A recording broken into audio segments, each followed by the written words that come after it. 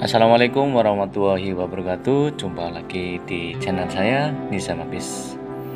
Oke, untuk pertemuan kali ini kita akan belajar bersama-sama tentang pengertian struktur komputer serta fungsi komputer dimana materi ini yaitu materi bab kedua dari mapel informatika kelas 9 semester 1. Maka dari itu siapkan buku catatan kalian silakan diringkas, disimak,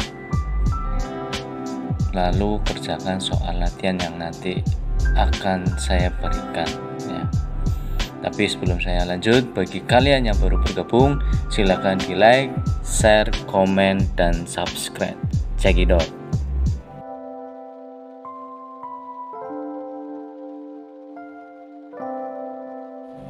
Baik, kita lanjut. Pengertian struktur komputer. Struktur komputer adalah cara-cara dari setiap komponen komputer yang saling terhubung. Secara sederhana, struktur komputer bisa digambarkan dalam diagram pada gambar berikutnya. Sedangkan pengertian fungsi komputer adalah masing-masing komponen sebagai bagian dari struktur daripada struktur. Jika dilihat dari gambar di atas, maka terdapat susunan struktur komputer yang saling berkaitan. Dari setiap komponen tentunya memiliki fungsi yang berbeda-beda. Berikut ini adalah fungsi dari struktur komputer tersebut. 1. Input device. Input device atau perangkat masukan adalah hardware yang digunakan untuk memasukkan suatu data atau perintah ke sistem komputer. Perangkat keras ini tidak dapat bekerja sesuai fungsinya tanpa adanya software pendukung. Perlu diketahui, perangkat input terbagi menjadi dua jenis, yaitu A. Perangkat input langsung adalah perangkat input komputer yang bisa langsung diproses atau digunakan tanpa adanya konfigurasi terlebih dahulu. Dalam hal ini, contoh perangkat input langsung adalah mouse dan keyboard. B. Perangkat input tidak langsung adalah perangkat input komputer yang tidak bisa langsung digunakan, melainkan harus melalui proses tertentu.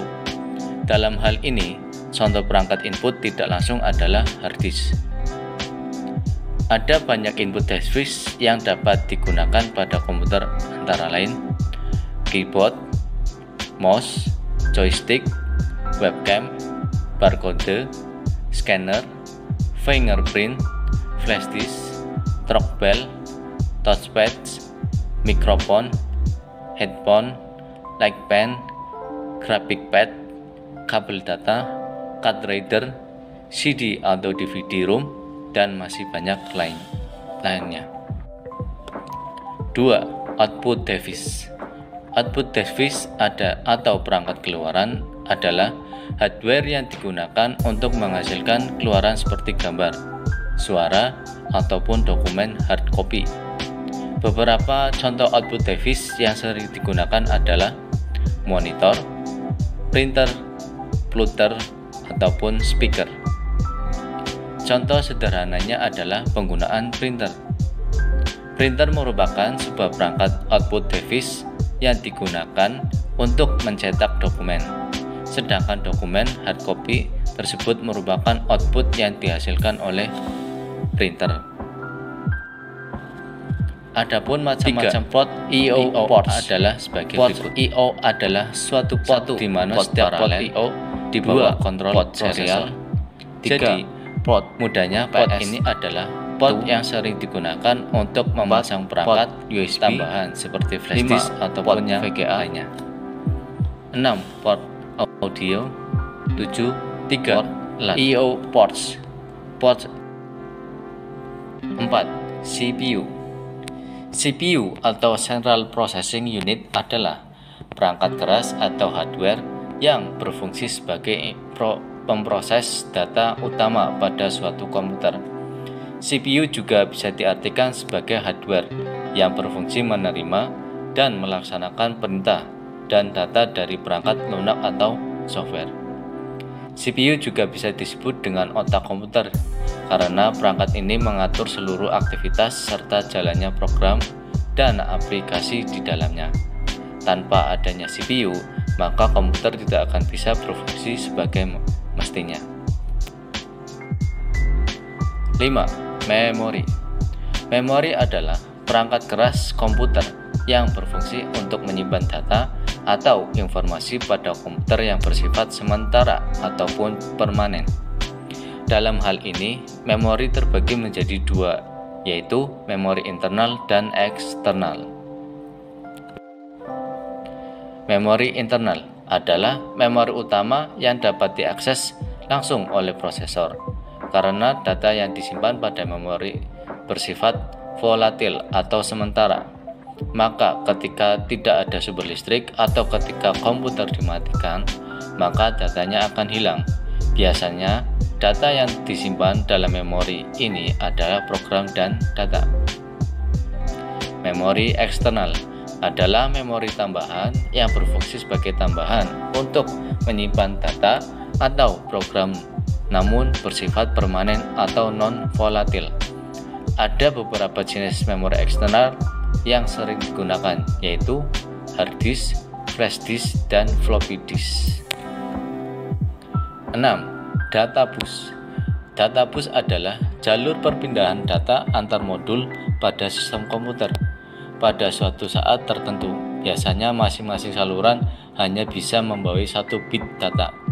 Oleh karena itu, jumlah saluran menentukan jumlah bit yang dapat ditransfer pada suatu saat.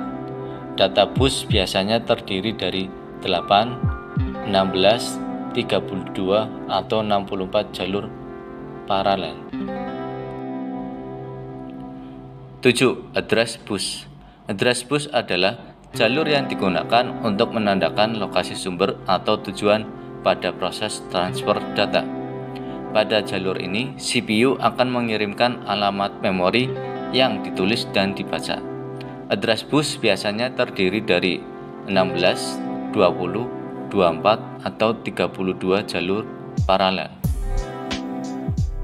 8. Control bus. Control bus adalah jalur yang digunakan untuk mengontrol penggunaan dan akses data ke data bus maupun address bus. Control bus biasanya terdiri dari 5 sampai 10 jalur paralel. Baik, itulah mengenai struktur komputer. Lebih tepatnya pengertian struktur komputer dan fungsi komputer. Mungkin hanya itu saja yang bisa saya sampaikan. Semoga video singkat ini bisa bermanfaat dan menambah wawasan kita semua. Jangan lupa disimak, diringkas, lalu kerjakan soal yang saya berikan ya. Sekian dari saya, kurang lebihnya mohon maaf. Wassalamualaikum warahmatullahi wabarakatuh. Yang terakhir, jangan lupa di like, share, komen, dan subscribe.